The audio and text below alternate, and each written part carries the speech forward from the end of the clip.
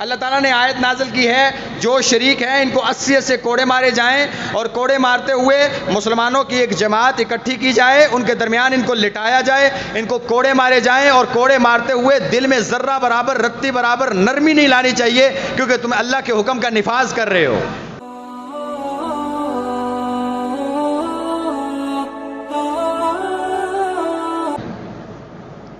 الحمد لله نحمده ونستعينه ونستغفره ونؤمن به ونتوكل عليه ونعوذ بالله من شرور أنفسنا ومن سيئات أعمالنا من يهده الله فلا مضل له ومن يضلله فلا هادي له فأشهد أن لا إله إلا الله وحده لا شريك له وأشهد أن محمدًا عبده ورسوله يا أيها الذين آمنوا اتقوا الله حق تقاته ولا تموتن إلا وأنتم مسلمون يا أيها الناس اتقوا ربكم الذي خلقكم من نفس واحدة وخلق منها زوجها وبث منهما رجالا كثيرا ونساء واتقوا الله الذي تساءلون به والأرحام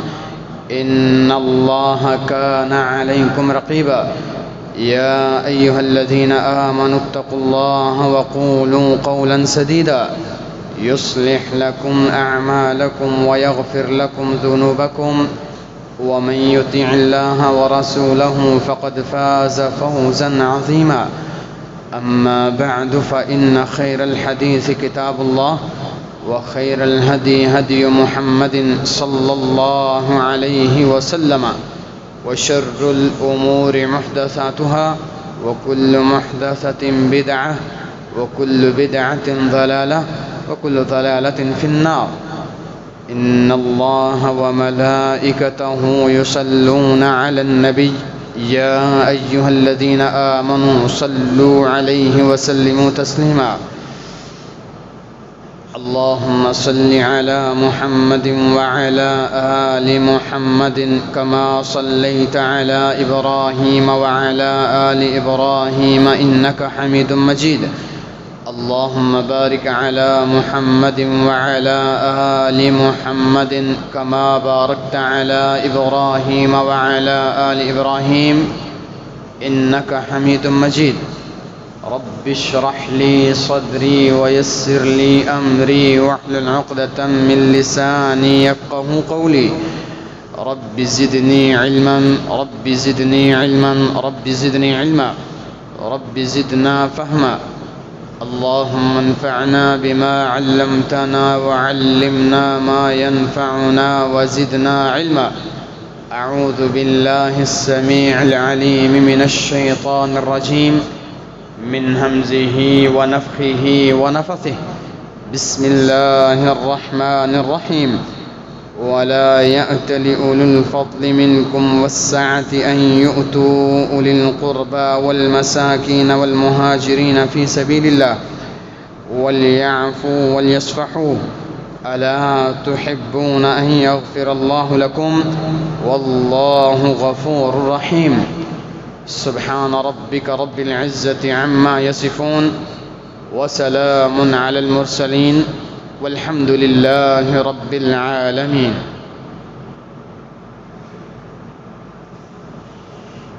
اور ان لوگوں کے لیے جن کو اللہ تعالیٰ نے مال میں وسعت دی ہے، اپنے فضل سے غنی کیا ہے، یہ جائز نہیں کہ وہ قسمیں اٹھائیں کہ وہ اپنے قریبی رشتہ داروں کو، مساکین کو، مہاجرین کو اور اللہ کے راستے میں خرچ نہیں کریں گے۔ معاف کر دو، درگزر کرو۔ کیا تم پسند نہیں کرتے کہ اللہ تمہیں معاف کرے؟ بے شک اللہ تعالیٰ غفور ہے، رحیم ہے۔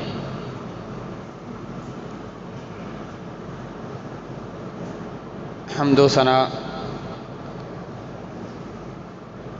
اس خالق کائنات کے لیے جو ہم سب کا خالق و مالک و رازق ہے، حاجت روا، مشکل کشا، بگڑیاں بنانے والا، اولادیں عطا کرنے والا، دکھوں کو دور کر کے سکھ عطا کرنے والا، پریشانیوں کو دور کر کے خوشیاں عطا کرنے والا، تنگ دستیوں کو دور کر کے فراخیاں عطا کرنے والا، گناہوں کو دیکھتے ہوئے ان کی پردہ پوشیاں کر کے ان کو معاف کر دینے والا، ہماری بغاوتوں کے باوجود سنبھال کے ہمیں روزیاں دینے والا، جو ازل سے ہے ابد تک رہے گا، اکیلا تھا، اکیلا ہے اور اکیلا ہی رہے گا، جس کا کوئی وزیر، کوئی مشیر، کوئی شریک، کوئی ثانی، کوئی مثل، کوئی مثیل اور کوئی ہمسر نہیں ہے۔ وَعَلَىٰ كُلِّ شَيْءٍ قدیر ہے، جو چاہتا ہے، جب چاہتا ہے، جس وقت چاہتا ہے، جس کے ساتھ چاہتا ہے کر گزرتا ہے، اسے کوئی پوچھنے والا نہیں ہے۔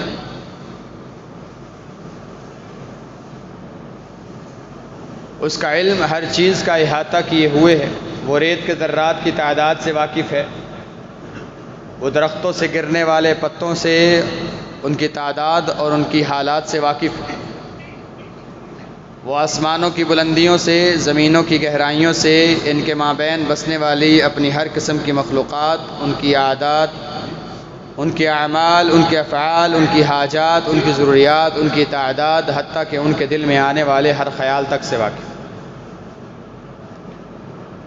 وہ اکیلا وحدہ لا شریک اس ساری کائنات کا معبود برحق ہے۔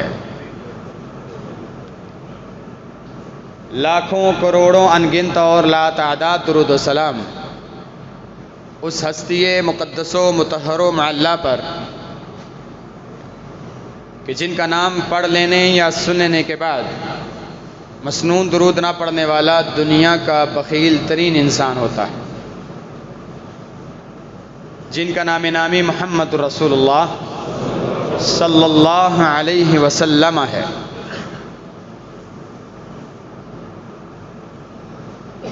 سامعین محترم، ہماری آج کی نشست بھی اللہ کی توفیق کے ساتھ گزشتہ تسلسل کی ایک کڑی ہے۔ اللہ کے نبی صلی اللہ علیہ وسلم کی سیرت کے حوالے سے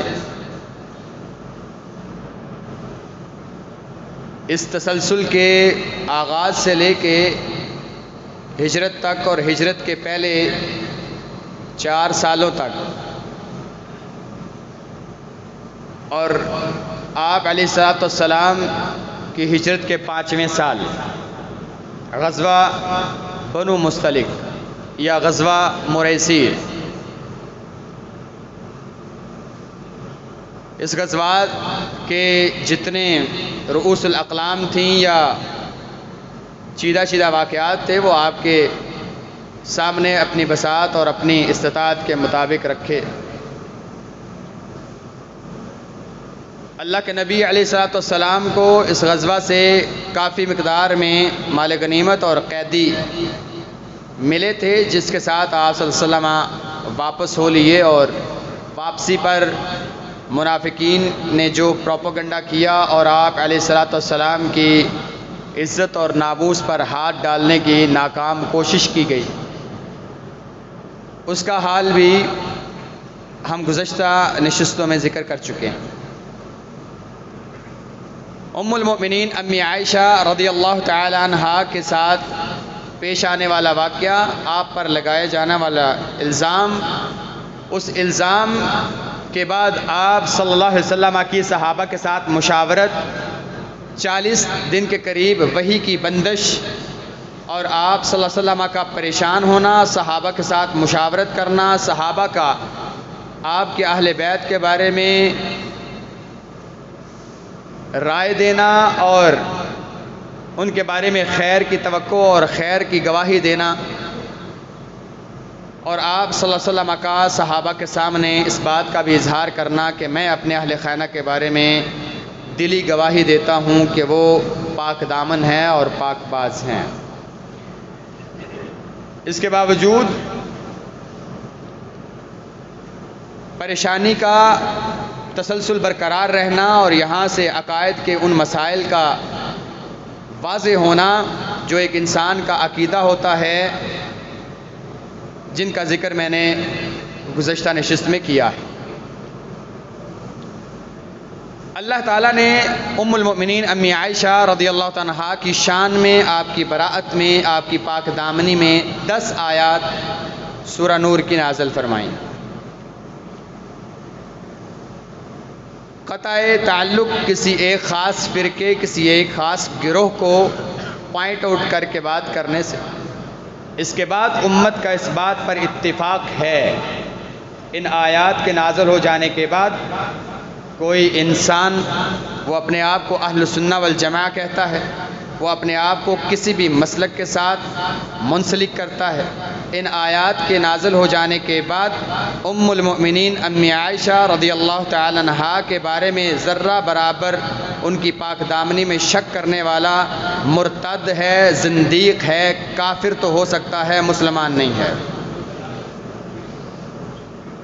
یہ بات یاد رکھیں، اس کا کوئی تعلق نہیں ہے وہ اہل حدیث ہے، وہ سنی ہے، وہ دیوبندی ہے، وہ شیعہ ہے، وہ کون ہے۔ اس وقت وہ کچھ نہیں ہے، صرف اور صرف رب کے قرآن کا منکر ہے، اللہ کے نبی علیہ الصلوۃ والسلام کے اہل خانہ کا گستاخ ہے، اور دائرہ اسلام سے مرتد، کافر اور زندیق ہے، مسلمان نہیں ہے۔ لہٰذا اس قسم کے نظریات رکھنا یا اس قسم کی کوئی بھی سوچ رکھتا ہے، فکر رکھتا ہے، شک کرتا ہے، چیزیں مارتا ہے یا ڈبل میننگ بات کرتا ہے، جس سے اس بات کا تاثر جاتا ہے کہ ہاں کوئی بات تو تھی، وہ مرتد تو ہو سکتا ہے، مسلمان نہیں ہے،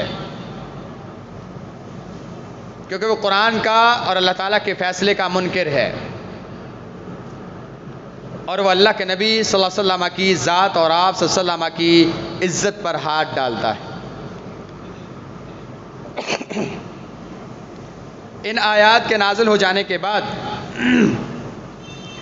اللہ کے نبی صلی اللہ علیہ وسلم امی عائشہ کو سب سے پہلے اور آپ کے اہل خانہ کو سب سے پہلے اس کی خوشخبری دیتے ہیں، اور ام المؤمنین امی عائشہ رضی اللہ تعالی عنہا اللہ کا شکریہ ادا کرتے ہیں۔ اس کے بعد اللہ کے نبی علیہ الصلوۃ والسلام یہاں سے نکل کر اپنے صحابہ کے درمیان ایک خطبہ ارشاد فرماتے ہیں، اور امی عائشہ کی پاک دامنی اور ان کی صداقت اور ان کی شان کے بارے میں نازل ہونے والی آیات کی تلاوت کرتے ہیں۔ صحابہ کے اندر جو پیدا شدہ یہ پریشانی کے معاملات تھے وہ رفع ہو جاتے ہیں اور دور ہو جاتے ہیں، اور منافقین کا منہ سیاہ اور کالا ہو جاتا ہے، لہٰذا ان کے منہ پہ وہی پھٹکار دوبارہ سے پڑتی ہے اور یہ معاملہ یہاں پہ ختم ہو جاتا ہے۔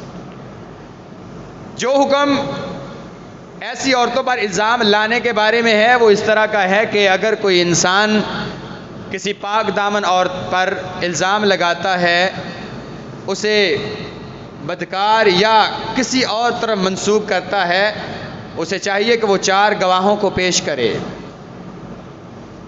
اگر 4 گواہ نہیں ہیں تو اسے حد لگائی جائے گی، وہ جھوٹا تصور کیا جائے گا۔ اتنا سخت اور اتنا کڑا قانون صرف اس لیے تاکہ لوگوں کی عزتیں محفوظ رہیں، زبان کو بے لگام نہ کیا جائے۔ 4 گواہ لائیں، آپ کہتے ہیں فلاں عورت بدکار ہے، 4 گواہ پیش کریں جنہوں نے اسے بدکاری کرتے ہوئے دیکھا ہو،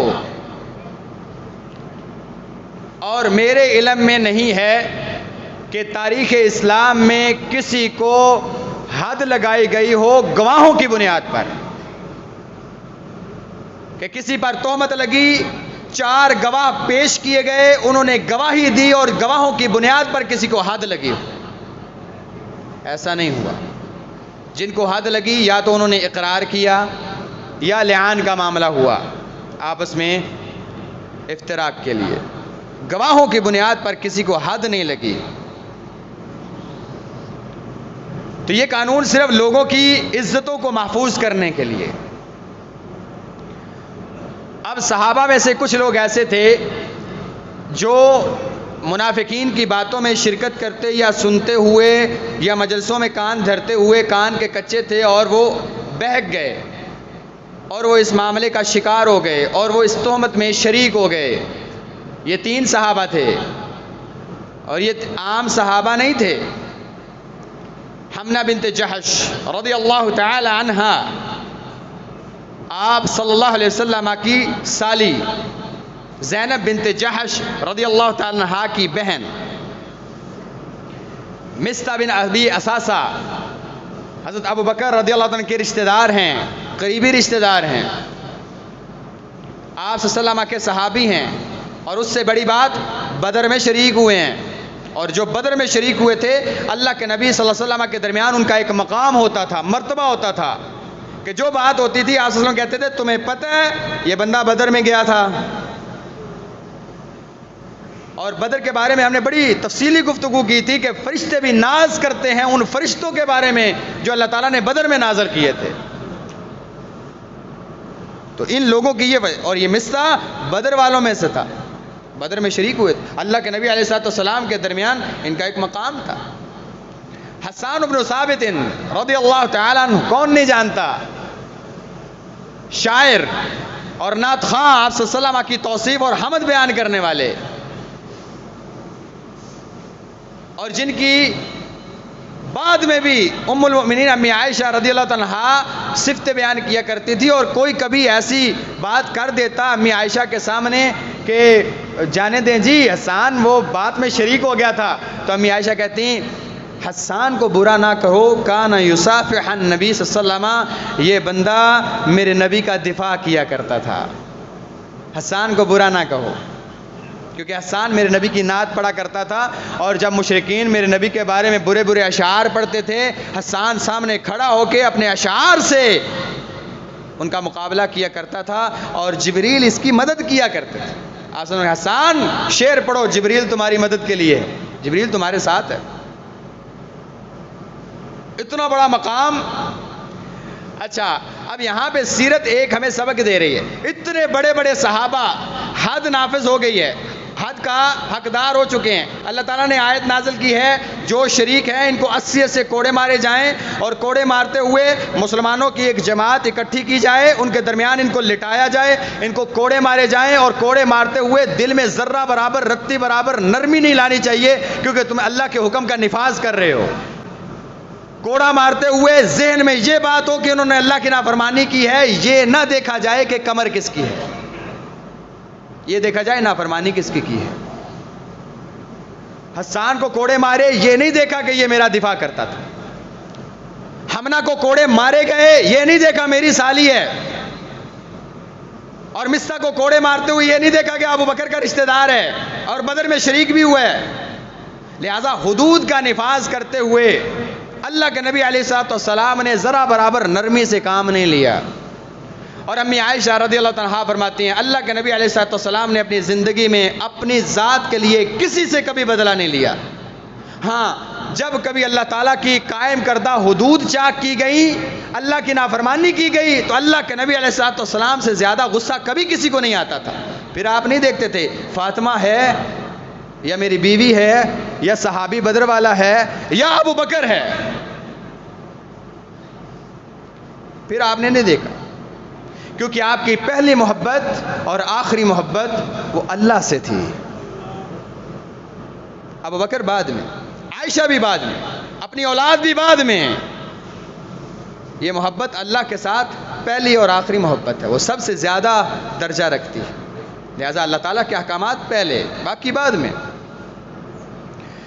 انہی باتوں میں یہ سوال بھی پیدا ہوتا ہے کہ عبداللہ بن ابی جو کہ پیش تھا، اسے حد کیوں نہیں لگائی گئی؟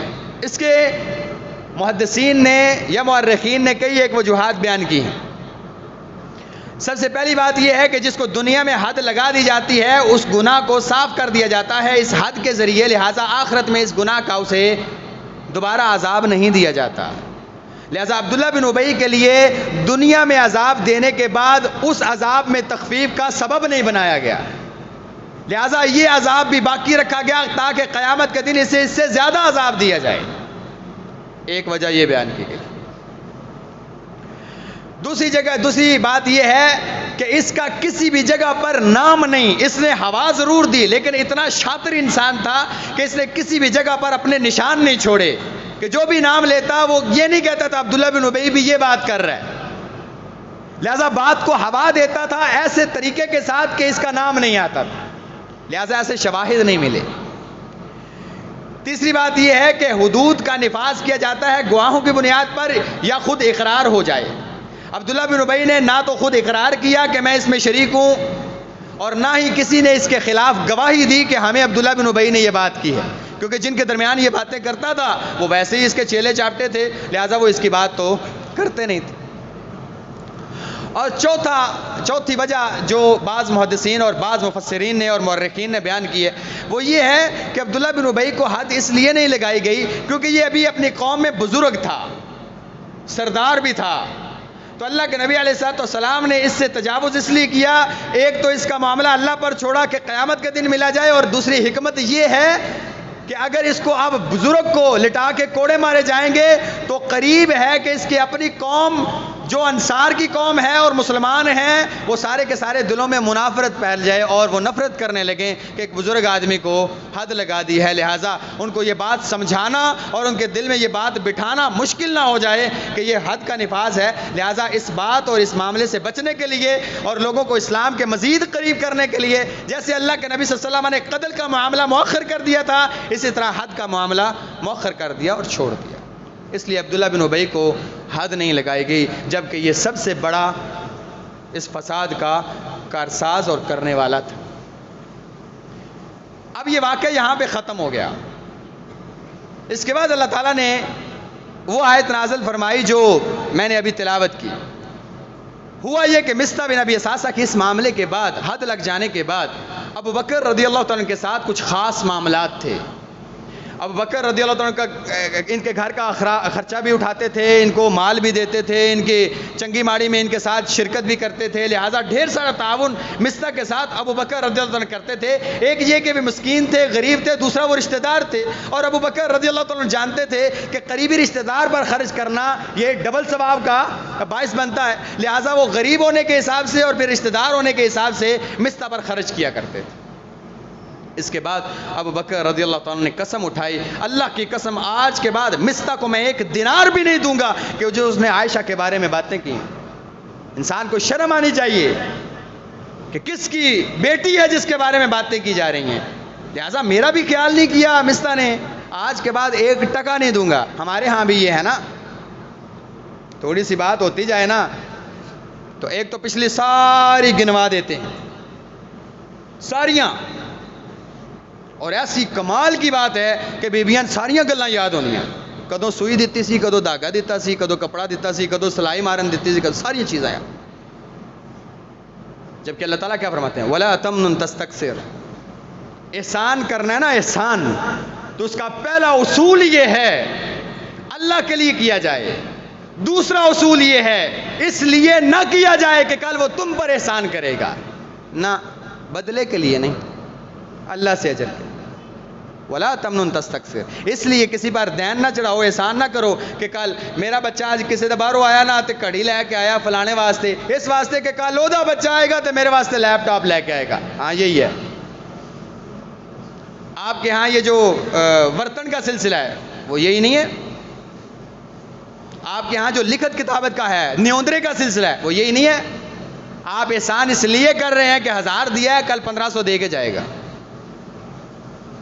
سیرت اس بات کی اجازت نہیں دے. آپ احسان کر رہے ہیں اللہ کے لیے کر رہے ہیں، آپ صاحب فضل ہیں، اللہ نے آپ کو استطاعت دی ہے تو کریں، بدلہ اللہ سے لیں. اور آپ کو کیا پتا کہ آپ کو اللہ تعالیٰ نے وہ موڑ کے کتنے گنا بڑھا کے دے بھی دیا ہے. آپ اس 1500 کو رو رہے ہیں، 1500 دیتا سی 2000 ہونا. کتنی آفات سے اللہ تعالیٰ نے آپ کو بچا لی ہے. اگر آپ اس کو اللہ کے لیے دیتے ہیں، چھپا کے دیتے ہیں، لکھوا کے نہیں آتے، ویسے کسی کا خرچ اٹھا لیتے ہیں. بچی ہے، شادی ہو رہی ہے، نہیں افورڈ کر سکتے، میں اتنا تعاون کروں گا، برتن کوئی نہیں، نہ لکھت پڑھت، اللہ سے اجر لینا ہے. ایسے بھی کیا کریں کبھی. پھر اللہ سے تجارت کیا کریں. اللہ سے کیا ہوا سودا اس سے کئی گنا زیادہ بہتر. اللہ تعالیٰ نے یہ آیات نازل کی. اللہ تعالیٰ فرماتے ہیں کسی صاحب فضل کے لیے جس کو اللہ نے عطا کیا ہو, اس کے پاس مال میں وسعت موجود ہو, اللہ کا فضل ہو اس پر, پھر وہ قسمیں اٹھاتا پھرے کہ میں فلاں کو نہیں دوں گا, اس پر خرچ نہیں کروں گا, فَلْيَعْفُوا وَلْيَصْفَحُوا, اور معاف کرو, درگزر کرو. اَلَا تُحِبُّونَ أَن يَغْفِرَ اللَّهُ لَكُمْ,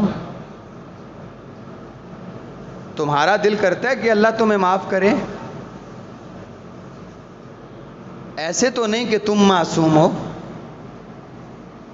ایسا تو نہیں کہ تم سے غلطیاں نہیں ہوتی, ایسا تو نہیں کہ تم گناہگار نہیں ہو, ایسا تو نہیں ہے نا. نہیں, تو پھر تمہارا دل کرتا ہے کہ اللہ تمہیں معاف کرے.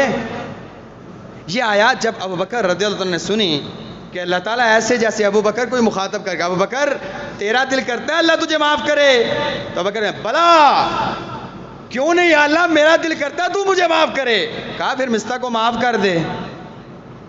اس سے یہ بھی بات پتہ چلی اگر آپ اللہ سے معافی کے طلبگار ہیں, لوگوں کو معاف کرنا سیکھیں.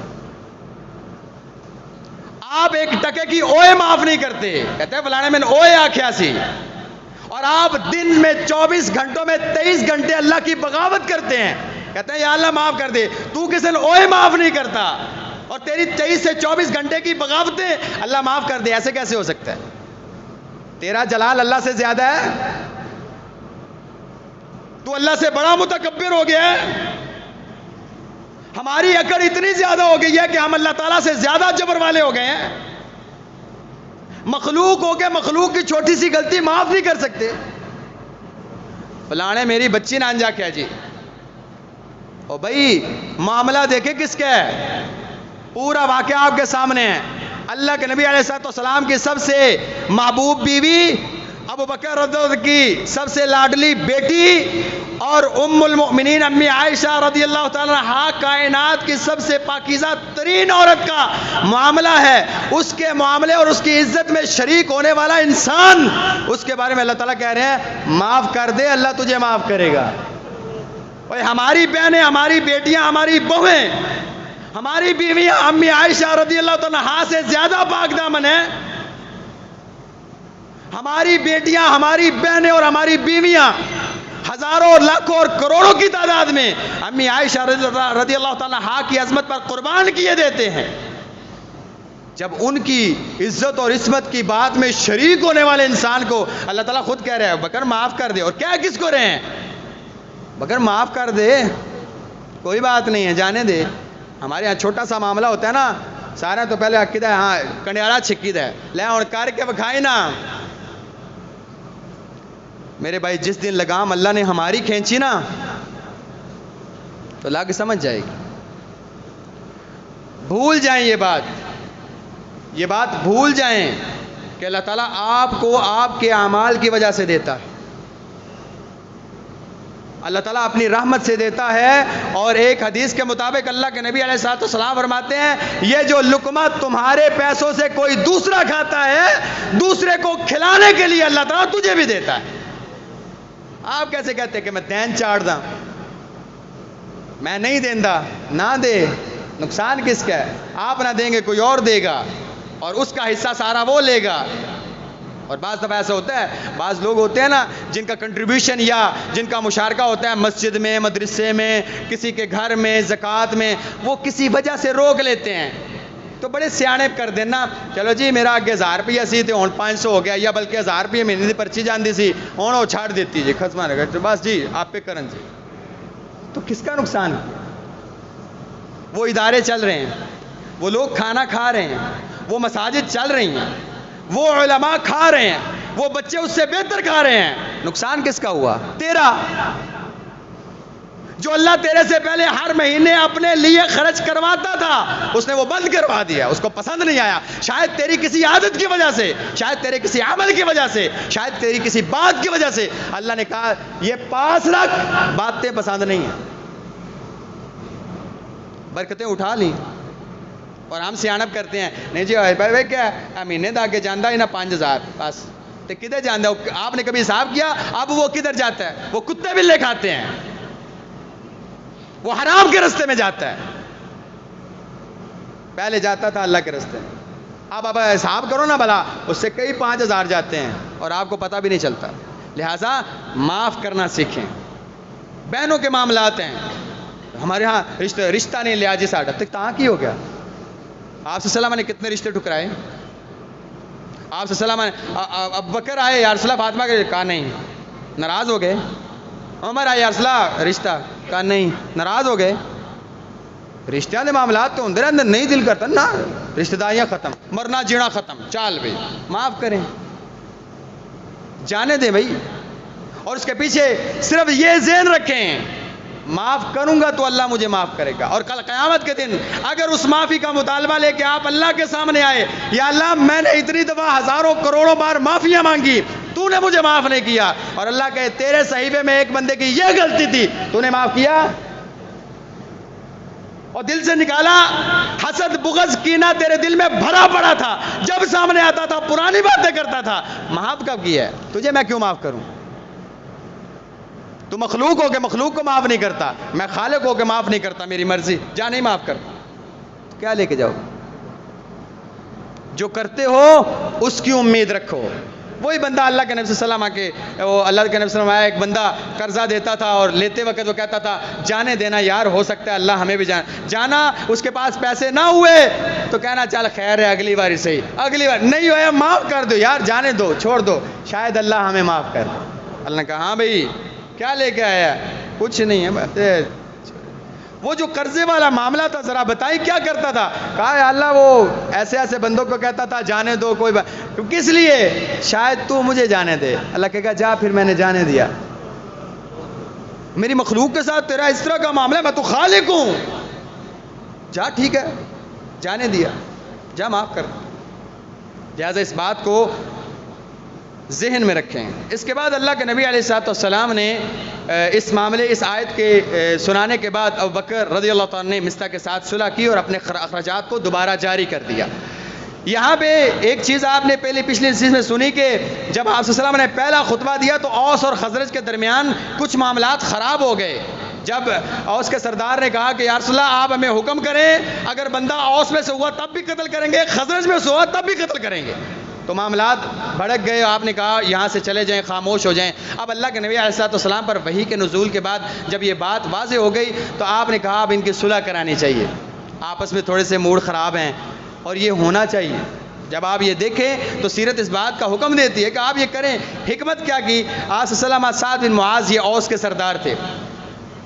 دیکھا ایک قبیلہ اوس کا ہے, خزرج کا ہے, سعد بن معاذ اور سعد بن معادہ دونوں سردار ہیں. آپ نے سعد بن معاذ کو ساتھ لیا, چند اوس کے صحابہ کو ساتھ لیا. خزرج کے سردار سعد بن معادہ پہ کے گھر چلے گئے. اب گھر چلے گئے تو پھر بات ہی ختم ہوگی. انہوں نے آؤ بھگت کی, کھانا دیا, اور سارے کھانا شنا کھایا. سردار اوس کے سردار بھی بیچ میں ہیں, بیٹھ کے کھانا شنا کھایا, تھوڑی دیر بیٹھے گپے شپے ماری, چلے گئے. 2-4 دن کے بعد ایک اس قبیلے کا سردار لیا, چند اس قبیلے کے بندے لیے, دوسروں کے گھروں میں چلے, سردار کے گھر میں چلے گئے. انہوں نے آؤ بھگت کی, کھانا شنا دیا. اب یہ معاملات ختم ہو گئے, صلح آپ ہی ہو گئی, وہ دلی باتیں ختم ہو گئی, مٹ گئیں. اس حکمت کے ساتھ آپ صلی اللہ علیہ وسلم نے ان کے درمیان صلح کرا دی. اس کے بعد اللہ کے نبی علیہ الصلوۃ والسلام چونکہ مال غنیمت میں کچھ قیدی بھی آئے تھے, ان قیدیوں میں کچھ قیدی ایسے تھے جو بڑے اعلیٰ اور اولا فضل اور شرف والے تھے.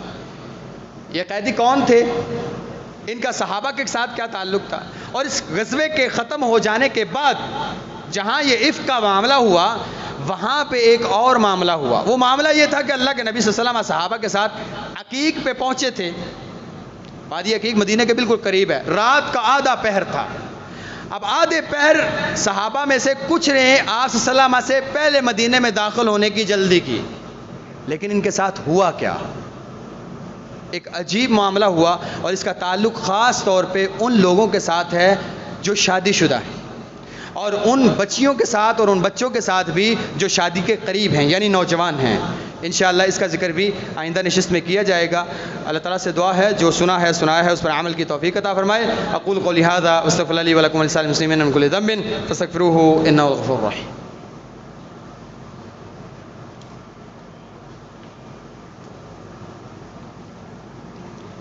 إن الحمد لله نحمده ونستعينه ونستغفره ونؤمن به ونتوكل عليه ونعوذ بالله من شرور أنفسنا ومن سيئات أعمالنا من يهده الله فلا مضل له ومن يضلله فلا هادي له أما بعد فأعوذ بالله من الشيطان الرجيم بسم الله الرحمن الرحيم ذكر فإن الذكرى تنفع المؤمنين سبحان ربك رب العزة عما يصفون وسلام على المرسلين والحمد لله رب العالمين. احباب گرامی، اس سے پہلے بھی کئی ایک بار اس بات کی طرف اشارہ کیا گیا کہ یہ جو عناوین ہیں اور کئی چیزوں کو چھوڑ دیا جانا وہ صرف وقت کے لیے. بعض دفعہ احباب کا شکوہ ہوتا ہے کہ آپ موضوع کو کلوز کر کے مدعے کو بیان نہیں کرتے. میرے بھائی، میں موضوع کو جتنا مرضی تیزی سے، جتنا زیادہ لمبا چوڑا بیان کر کے بھی چلا جاؤں، جہاں پہ یہ موضوع ختم ہوگا آپ کا دل یہ ہوگا کہ اب آگے یہ بیان کر ہی دیتے تو. لیکن وقت کی نزاکت ہے، جتنا وقت ہوتا ہے اس کے اندر سے جتنی بات میں کر سکتا ہوں وہ کر دیتا ہوں. دوسری بات یہ ہے کہ صرف سیرت کتاب کی طرح اوپر سے دیکھ کے سنانے کا نام نہیں ہے کہ میں آپ کو کہوں اس کے بعد یہ ہوا اور یہ. مطلب یہ ہے کہ ہمیں اپنی ذاتی زندگی میں کہاں کہاں اصلاح کی ضرورت پڑتی، اور اللہ کے نبی علیہ السلام کی زندگی میں وہ واقعات آئے، اللہ تعالیٰ نے کیا رہنمائی کی اور آپ صلی اللہ علیہ وسلم کے صحابہ نے اور آپ نے کیسے عمل کیا، اور ہم اس پہ کریں عمل اور اپلائی کریں. تو بیسیکلی تو بنیادی مقصد ہی یہ ہے کہ اس کو اپنی زندگی پر اپلائی کرنا، اور ہمیں پتہ ہو کہ یہ معاملہ ہے، اللہ کے نبی نے اس طرح کیا ہے تو ہم کریں، کیونکہ ہم سیرت سن رہے ہیں اس کو اپلائی بھی کریں.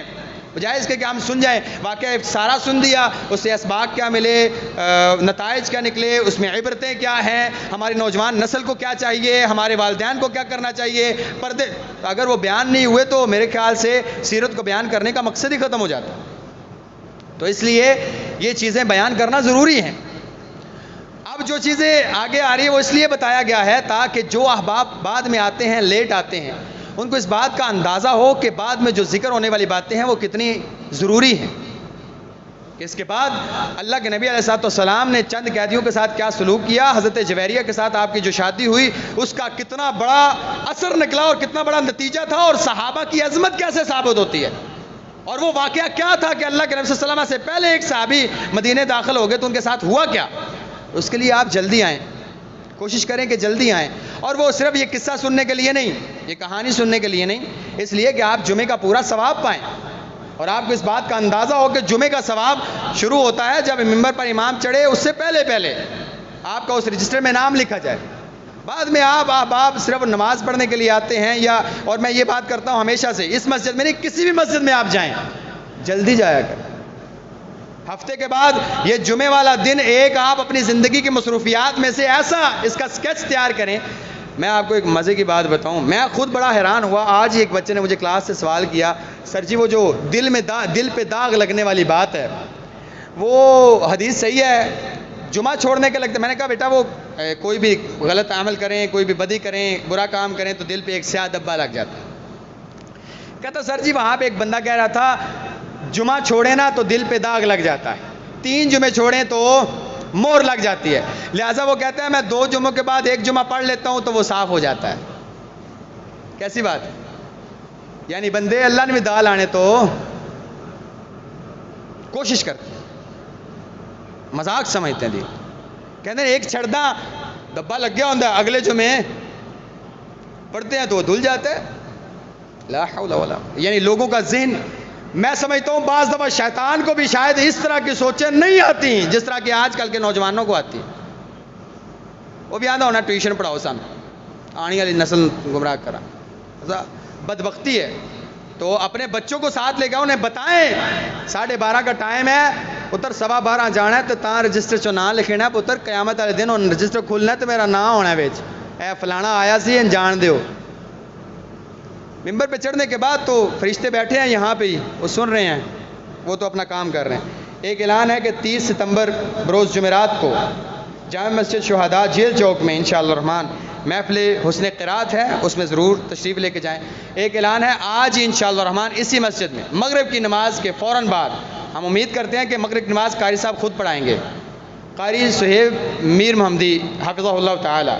تو جو احباب ان کو جانتے ہیں وہ جانتے ہیں، بہت بڑا اسکالر ہے، ایک علمی شخصیت ہیں، انداز ان کا قرآن کا، ان کے بیان کا انداز انتہائی دلکش ہے. تو مغرب کی نماز کے بعد ہم انتظار نہیں کریں گے, کوشش کریں گے کہ اگر درس تھوڑا لمبا ہو جائے تو عشاء کی نماز مؤخر کر دی جائے, لیکن ہماری کوشش یہ ہے اور امید بھی کرتے ہیں کہ مغرب کی نماز وہ خود پڑھائیں, اس کے فوراً بعد بیان شروع کر دیا جائے. تمام احباب اس میں ضرور تشریف لے کے آئیں. ماؤں اور بہنوں کے لیے انتظام کیا گیا ہے, آپ ماؤں بہنوں کو ساتھ لے کے آئیں اور اس میں ضرور شرکت کریں, ایسے مجالس میں ضرور شریک ہوا کریں. ایک آخری بات ہے کہ ایسی چیزوں کا مستقل حصہ بنیں, ایسے کاموں کا مستقل حصہ بنیں, دست و بازو بنیں. دیکھیں مجھے کوئی غیرت نہیں ہے اس بارے میں, اللہ کے راستے میں. جب میں کسی کے سامنے, آپ ہی کے سامنے کہتا ہوں بھائی جان اتنے پیسے چاہیے درس کے لیے, مجھے کوئی نہیں ہے. بعض دفعہ باتیں اگر کوئی کرتا ہے تو اللہ کے لیے برداشت کرتا ہوں, عمل ہے کوئی نہیں ہے, شاید اسی بدلے اللہ معاف کر کہ میں کوشش کر رہا ہوں. تو آپ میں سے جو بندہ, خاص طور پہ یوتھ فورس کے نوجوان ہیں, لگے رہتے ہیں بیچارے, کچھ نہ کچھ کرتے رہتے ہیں, اور میں دعا کرتا ہوں اللہ تعالیٰ ان کی کوششوں کو قبول فرمائے. آپ میں سے جو بھی انسان مستقل حصہ بننا چاہتا ہے اس درس کا, تو وہ رابطہ کرے. جی مستقل میرے ذمہ یہ کام لگا دیں, بس وہ میں کیا کروں گا. یقین جانیں آپ کے لیے وہ پنیری لگے گی جن کی گھنی چھاؤں میں آپ قیامت تک کے لیے اپنی قبر میں سوئے رہیں گے. اللہ تعالیٰ ہم سب کے گناہوں کو معاف فرما, ہم سب کے نیک اعمال قبول فرما. ربنا تقبل منا انک انت السمیع العلیم وتب علینا انک انت التواب الرحیم. وصلی اللہ تعالی علی خیر خلق محمد وعلی آلہ وصحبہ اجمعین برحمتک یا ارحم الراحمین, آمین.